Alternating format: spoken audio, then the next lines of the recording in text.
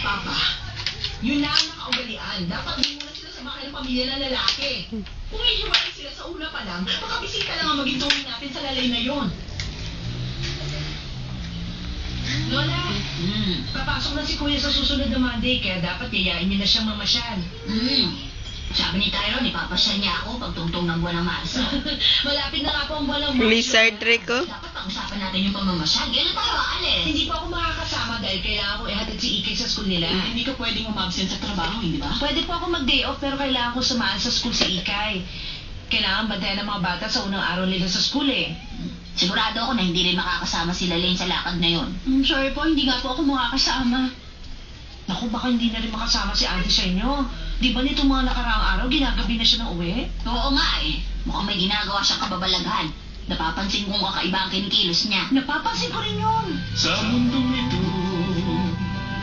ikaw lamang ang mamahalin. Aking ibigin. Ikaw lamang ang laman ng puso. Ang buhay ko'y sa'yo lamang. Water, baby. Water. Drink water. Drink water, baby. Rona? Drink. Salamat. Drink. Ay, naku, may problema ako. Naiinis ako ngayon kasi parang hindi ko na kayang pigilan. Bakit? Ano problema? Hindi ko kasi mapigilan na ma-inlove sa'yo. Ano? Nai-inlove ka na sa akin? Nakakainis ka, kasalanan mo to. Galing-galing mong kumanta, kaya lalo ko na-inlove sa'yo. Naku!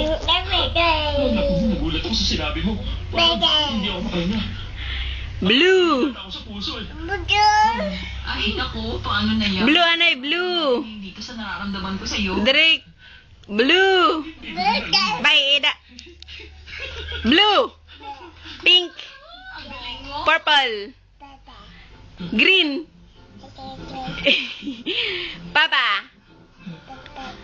Taytay. Hindi ba ako sa ginagawa ko? Tita. Kasi Tito. ako asawa. Pero nagsinungaling po ako. SM. Chowking. Kasi 888. Kasi napakaganda niya. 888. Nababaliw na yata ako.